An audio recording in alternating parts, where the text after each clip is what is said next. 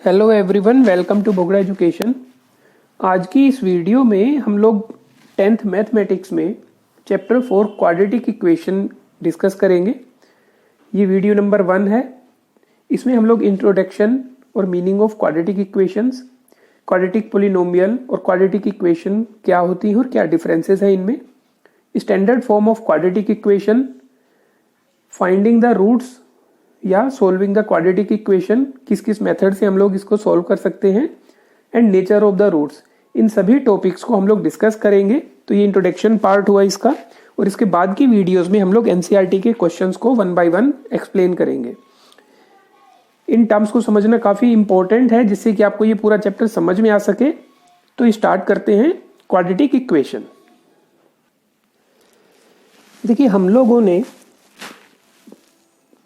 Chapter 2 में quadratic polynomial के बारे में पढ़ा था, जिसमें हम लोगों ने बताया था कि ये ax² plus bx plus c की फॉर्म में होगा, जिसे हमने px नाम दिया था। तो यहाँ पे हमारे पास है क्वाड्रेटिक इक्वेशन। तो क्वाड्रेटिक पोलिनोमियल और क्वाड्रेटिक इक्वेशन में भी बिल्कुल सेम है कि ये इसी फॉर्म में ही होगा। That means ax² plus bx plus c की फॉर्म में होगा। लेकिन दोनों में डिफरेंस क्या होगा कि यहाँ पे ये पोलिनोमियल है और यहाँ पे ये क्वाड्रेटिक इक्वेशन जो है तो हमें इक्वल के साइन के साथ हमें लेफ्ट हैंड साइड और राइट हैंड साइड बताना होगा। तो बेसिकली जो क्वाड्रेटिक का जो मीनिंग बनता है वो है कि जो x की पावर है या जो वेरिएबल है वो हमारे पास मैक्सिमम पावर 2 होनी चाहिए। 2 से कम पावर और 2 से ज़्यादा पावर जो होगी, अगर उसी में ही एक पोलिनोमियल है या इक्वेशन है तो वो क्वाड्रेटिक नहीं होगा। यहाँ पे जो क्वाड्रेटिक इक्वेशन है ax² plus bx plus c equals to 0, यहाँ पे हम लोग ये कंडीशन मानते हैं कि जो a है वो 0 के इक्वल नहीं हो सकता। अगर a की वैल्यू 0 के इक्वल बन गई तो आप ये मानिए कि यहाँ पे जो इक्वेशन है वो bx plus c is equal to 0 हो जाएगी, जो कि लीनियर इक्वेशन बनेगी। ये क्वाड्रेटिक इक्वेशन नहीं होगी, क्योंकि क्वाड्रेटिक के लिए जो x की पावर है उसका 2 होना ज़रूरी है और 2 से ज़्यादा भी पावर नहीं हो सकती। कि अगर आप इस तरह से कंसीडर करें कि जैसे मान लीजिए 3x³ plus 4x² minus 7x plus 6 is equal to 0, तो यहाँ पे अगर हम लोग देखें तो x की पावर 2 एग्जिस्ट करती है इसमें, लेकिन उससे जो ज़्यादा पावर है वो x की पावर 3 है। तो ये अपने आप में एक क्यूबिक इक्वेशन बन जाती है। ये क्वाड्रेटिक इक्वेशन नहीं होगी। क्वाड्रेटिक के लिए x की पावर 2 का होना ज़रूरी है और सबसे बड़ी पावर भी वही होनी चाहिए। तो हमें ये, अगर हम इसको रिमूव कर देते हैं तो ये अपने आप में क्वाड्रेटिक इक्वेशन बन जाएगी। अब हम देखते हैं क्वाड्रेटिक पोलिनोमियल में और क्वाड्रेटिक इक्वेशन में क्या था। देखिए, क्वाड्रेटिक पोलिनोमियल जैसे एक अलजेब्रिक एक्सप्रेशन था 3x² माइनस 4x प्लस 5, और अगर हम इसे 3x² minus 4x plus 5 equals to 0 कर दें तो ये हमारे पास पोलिनोमियल है। तो ये हमारे पास एक क्वाड्रेटिक इक्वेशन है। इक्वेशन में लेफ्ट हैंड साइड और राइट हैंड साइड का होना और इक्वल होना काफ़ी ज़रूरी है। अब ये देखिए, स्टैंडर्ड फॉर्म तो हमारे पास है ax² plus bx plus c equals to 0 with the condition a is not equal to 0। अब हम बात करते हैं कि इसमें क्वाड्रेटिक पोलिनोमियल की हम बात करें तो इसमें जो भी x की वैल्यू होगी उसे हम 0 या ज़ीरोज़ कहते हैं, और यहाँ पे अगर जो भी हम x की वैल्यू फाइंड आउट करेंगे उसे हम रूट्स कहते हैं। दोनों का मीनिंग सेम है कि दोनों ही बार हमें x की वैल्यू फाइंड आउट करनी होती है, कि जिससे ज़ीरोज़ के केस में या पोलिनोमियल के केस में x की ऐसी वैल्यू जिससे ये पूरा पोलिनोमियल 0 बन जाए वो उसके 0 होंगे। और क्वाड्रेटिक के केस में यहाँ पे 2 ज़ीरोज़ होंगे, जैसे हमने किया था, एक अल्फा और एक बीटा। लेकिन क्वाड्रेटिक इक्वेशन के केस में हम उन्हें रूट्स कहेंगे, और यहाँ पे भी हम x की वो वैल्यू लेंगे जिसको पुट करने पे लेफ्ट हैंड साइड और राइट हैंड साइड इक्वल आ जाए। तो पोलिनोमियल और इक्वेशन में ज़्यादा कुछ डिफरेंस नहीं है। यहाँ पे बस इसमें इक्वल का साइन होगा, लेफ्ट हैंड साइड और राइट हैंड साइड होगा, और यहाँ पे हम एक पोलिनोमियल या अलजेब्रिक एक्सप्रेशन की फॉर्म में इसे रिप्रेजेंट करेंगे। अब हम देखते हैं कि किस तरह से हम लोग इसके रूट्स फाइंड आउट कर सकते हैं, किस किस मेथड के थ्रू हम इस क्वाड्रेटिक इक्वेशन को सोल्व कर सकते हैं।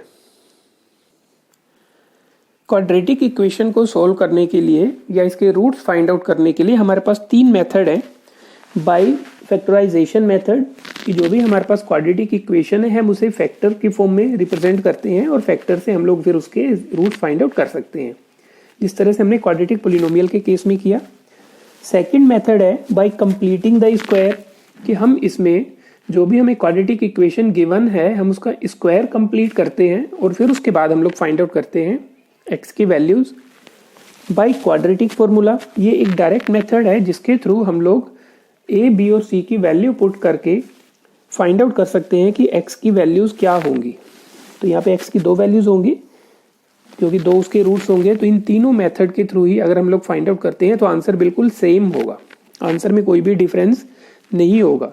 तो अब हम इनको समझते हैं ज़रा एक एग्जांपल के साथ भी कि किस तरह से हम factorisation method completing the square और क्वाड्रेटिक फॉर्मूला के थ्रू हम लोग इनके वैल्यूज फाइंड आउट करते हैं। एक सिंपल सा क्वेश्चन लेंगे जिससे आपको काफ़ी आसानी से समझ में आ सके। उसके बाद हम लोग देखेंगे नेचर ऑफ द रूट्स। देखिए फैक्टराइजेशन मेथड में हम लोग क्या अप्लाई करेंगे, यहाँ पे हम लोग इसमें मिडिल टर्म स्प्लिटिंग या फिर एल्जेब्रिक आइडेंटिटीज जो हैं a plus B whole square, a minus B whole square या a square minus B square, जो भी इजीली हम लोग अप्लाई कर सकते हैं वो मेथड अप्लाई करेंगे। तो यहाँ पे देखिए हम लोग मिडिल टर्म स्प्लिटिंग करेंगे, मल्टीप्लाई करके +6 होना चाहिए और एडिशन करके +5 होना चाहिए। तो 6 के फैक्टर बनाएंगे 2 × 3। तो देखिए इससे ये कंप्लीट हो जाएगा। तो अगर आपको मिडिल टर्म स्प्लिटिंग के मेथड में प्रॉब्लम है तो इसके लिए हमने एक स्पेशल वीडियो ही बना रखी है सेपरेट इसके लिए, वो आप देख सकते हैं। देखिए यहाँ पे इसके मिडिल टर्म स्प्लिटिंग किया, x common x + 2, 3 common x + 2, यहाँ पे देखिए x + 2 दोनों में ही कॉमन है, देन x + 3 = 0। तो देखिए यहाँ पे हमारे पास जो एक क्वाड्रेटिक इक्वेशन थी हमने उसको फैक्टर की फॉर्म में बनाया। अब यहाँ पे देखिए दो नंबर्स हमारे पास हैं और दोनों का मल्टीप्लाई 0 के इक्वल है, दैट मीन्स कोई ना कोई एक की वैल्यू इसमें जो है वो 0 होगी। तो हम लोग यहाँ पे लिखते हैं आइदर x + 2 = 0 और x + 3 = 0। तो x = -2 एंड x = -3। तो हम लोग यहाँ पे लिखते हैं roots of equation are -2 and -3। तो ये इसके 0 की वैल्यू भी, x की वैल्यू भी हो गई और इसके रूट्स भी हो गए। इसी क्वेश्चन को अगर हम लोग क्वाड्रेटिक पोलिनोमियल के लिए करते तो सेम मेथड होता और उसके यहाँ पे जीरोस -2 और -3 होते। होपफुली आपको ये क्लियर हो गया होगा। अब हम आगे बढ़ते हैं second method by completing the square. देखिए यहाँ भी हम लोग बिल्कुल सेम क्वेश्चन लेंगे, x² + 5x + 6 = 0। Completing the square method में हमें क्या करना होगा, उसके लिए देखिए यहाँ पे ये जो शुरू के दो टर्म है x² और x, इन दोनों को हम लोगों ने लेट करना होगा कि ये a² है और ये 2ab है। यहाँ पे जो बीच में प्लस है तो ये प्लस के साथ काउंट होगा, a² + 2ab। अगर यहाँ पे माइनस होता तो a² - 2ab होता। अब यहाँ पे इसको a² कंसीडर करने के लिए हम लोगों ने x को तो a लेट कर लिया, तो ये हमारे पास बन जाएगा x² + 2, a की जगह हम लोग पुट करेंगे x। अब यहाँ पे देखिए पूरी जो वैल्यू है, ये सेकंड टर्म जो हम लोग लिख रहे हैं, सेकंड स्टेप लिख रहे हैं, उसके इक्वल होना चाहिए। तो यहाँ पे हमें एक ऐसे नंबर से मल्टीप्लाई करना होगा जिससे इन तीनों का जो मल्टीप्लिकेशन है वो 5x के इक्वल हो। तो यहाँ पे जो हमें मल्टीप्लाई करना होगा वो 5/2 से मल्टीप्लाई करना होगा, क्योंकि 2 से 2 कैंसिल आउट हो जाएगा और ये 5x बन जाएगा। तो यहाँ पे देखिए ये बन गया a² + 2ab whole square. Complete करने के लिए हमें b² चाहिए होगा, तो हम 5/2 का होल स्क्वायर लिख देंगे। ये हमने अपनी मर्जी से ही लिखा है, इसका होल स्क्वायर कंप्लीट करने के लिए इसमें एक एडिशन किया है लेफ्ट हैंड साइड में। बाकी जो +6 है वो हम लिखेंगे और इसी -5/2 का होल स्क्वायर को ही हम लोग सब्ट्रैक्ट कर देंगे इक्वेशन को बैलेंस करने के लिए। तो अब आप देख सकते हैं ये जो फर्स्ट स्टेप है और सेकंड स्टेप है बिल्कुल इक्वल है, लेकिन इसमें जो जिस तरह से हम लोगों ने ये रिप्रेजेंट किया है वो डिफरेंट है। यहाँ पे सिंपल x² + 5x + 6 था, यहाँ पे हमने x² + 2x 5/2 + 5/2 का होल स्क्वायर +6 - 5/2 होल स्क्वायर। तो यहाँ पे हमने 5/2 का होल स्क्वायर ऐड किया और सेम वैल्यू ही हम लोगों ने सब्ट्रैक्ट कर दी, तो लेफ्ट हैंड साइड और राइट हैंड साइड दोबारा से इक्वल हो गए। लेकिन यहाँ पे देखिए इन तीन टर्म्स को अगर हम लोग देखें तो a square plus 2ab plus B square जो कि बन जाएगा a plus B whole square, मतलब कि x plus 5/2 whole square plus 6 minus 25/4 equals to 0। अब यहाँ पे देखिए x plus 5/2 whole square plus इसे हम लिखेंगे 24 minus 25/4 equals to 0। x plus 5/2 whole square minus 1/4 equals to 0।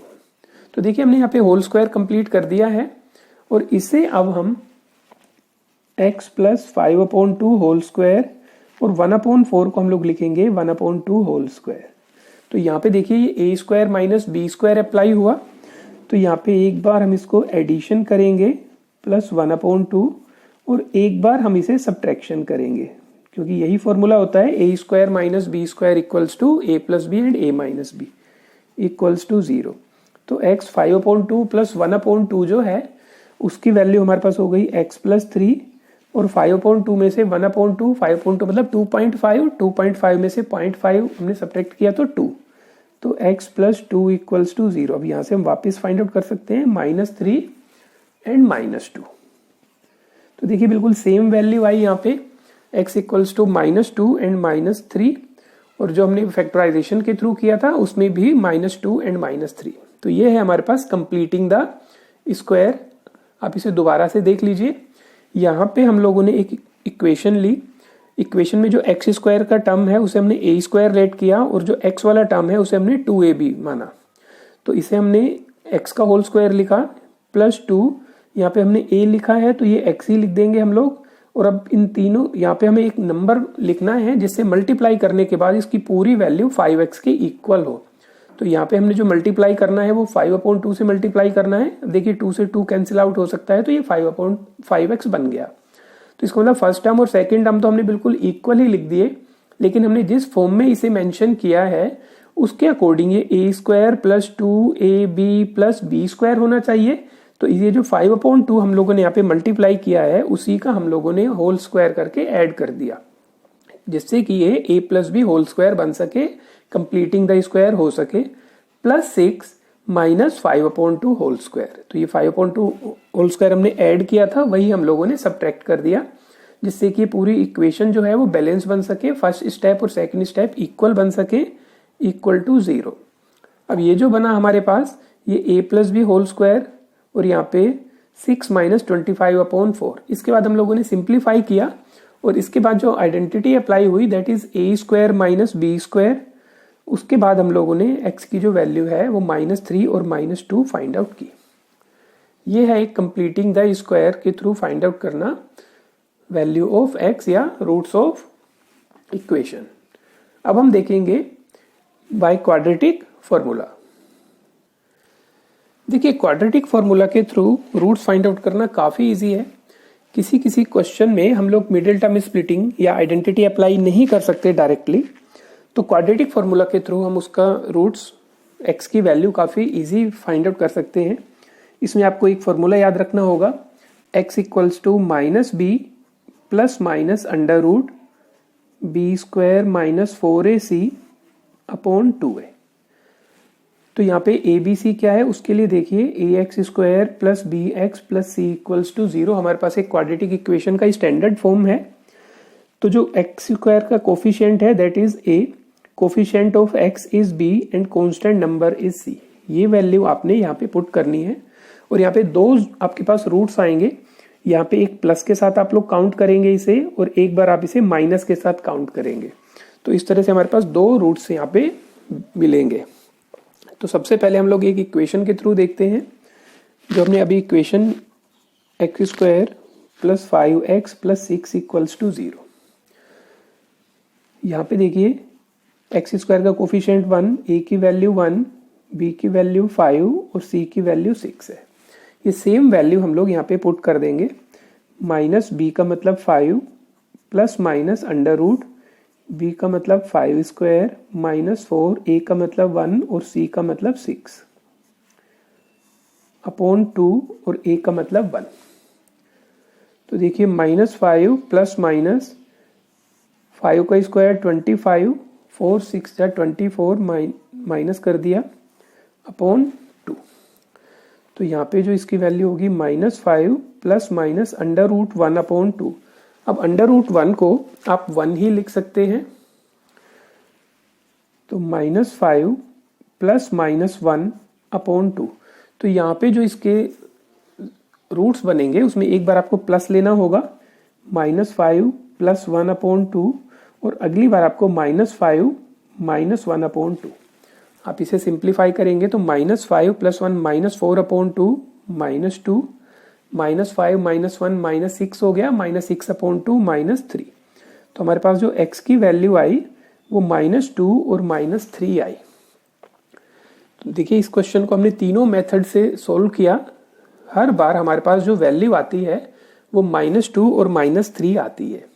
तो आप किसी भी मेथड से इसे सिंप्लीफाई करेंगे, क्वाड्रेटिक फॉर्मूले से कीजिए, कंप्लीटिंग द स्क्वायर से कीजिए, या फिर आप इसको फैक्टराइजेशन मेथड से कीजिए, हर बार आपको सेम आंसर मिलेगा।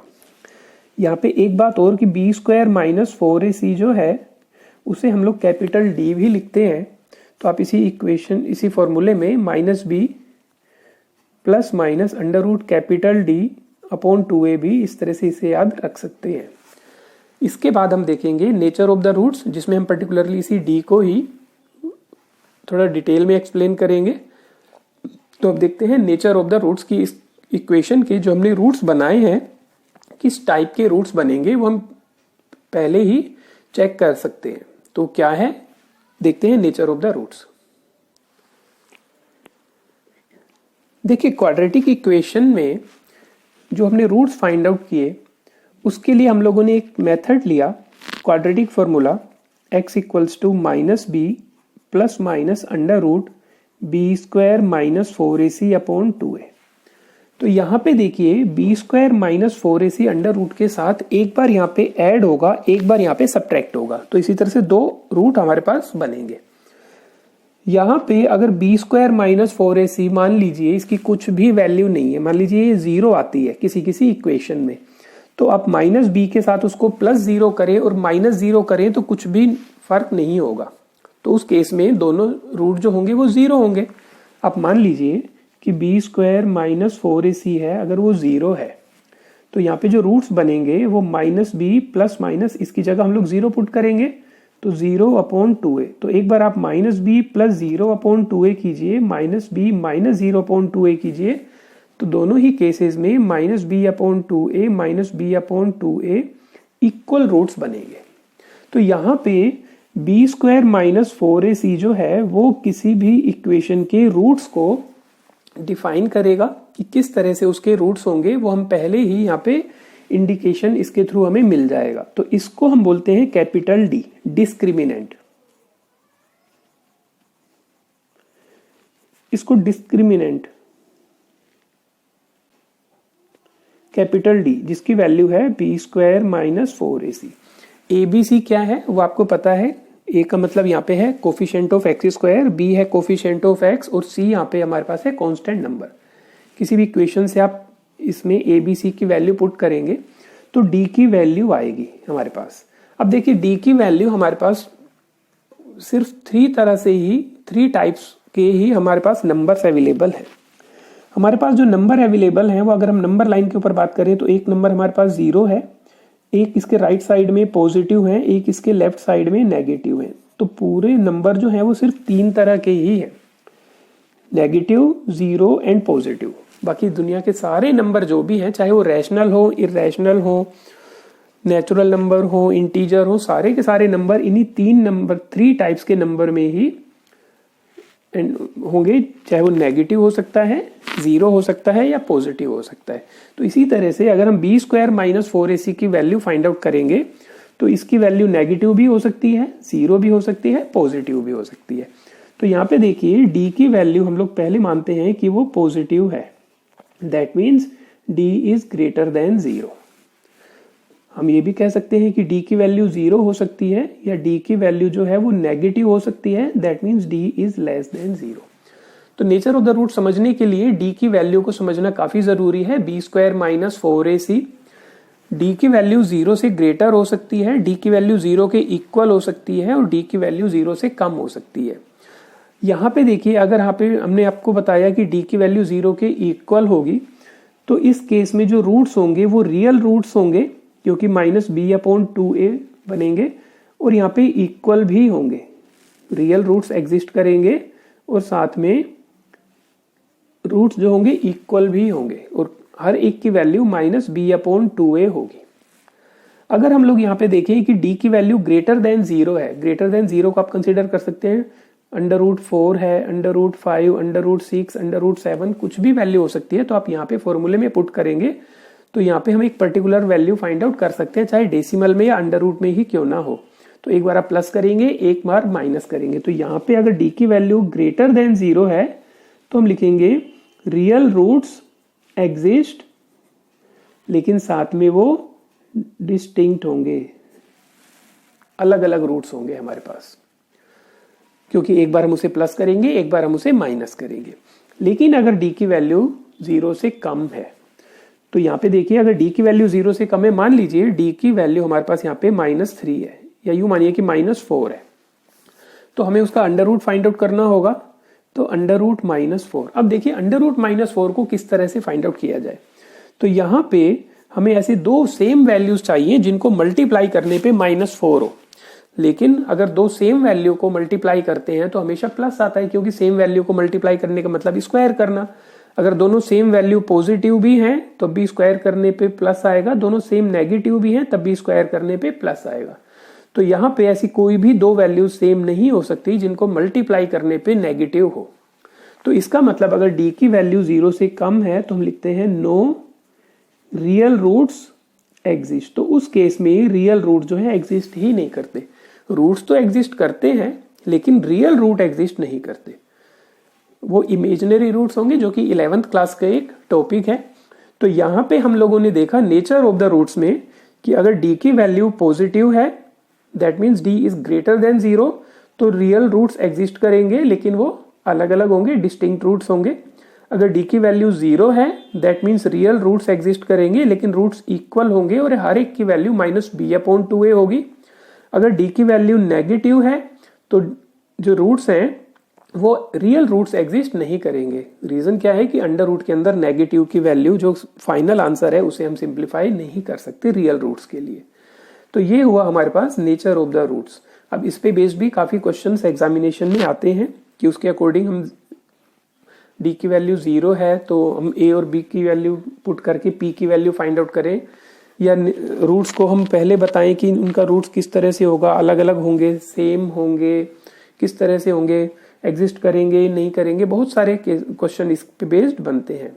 तो होपफुली आपको ये भी समझ में आ गया होगा। तो आज की वीडियो में हम लोग सिर्फ यही करेंगे जिसमें क्वाड्रेटिक इक्वेशंस का introduction, meaning, quadratic polynomial, quadratic equation, standard form of quadratic equation, square root find out करना या जो क्वाड्रेटिक इक्वेशन है उसको सोल्व करना, तीनों मेथड हम लोगों ने आपको बताए, एग्जाम्पल भी बताया और उसके बाद हमने nature of the roots discuss किया। तो ये आपके जो चैप्टर 4 है उसके मोरलेस सारे कंसेप्ट इसमें कवर हो गए हैं।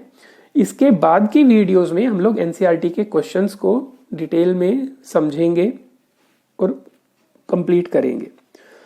आज की वीडियोस में आपको कहीं भी डाउट है तो हमें कमेंट सेक्शन में ज़रूर बताएं। वीडियो अच्छी लगी तो अपने फ्रेंड्स के साथ शेयर करें और इस चैनल पर नए हैं तो चैनल को सब्सक्राइब करें और बेल आइकन को प्रेस करें जिससे सबसे पहले वीडियो का नोटिफिकेशन आपको मिल सके।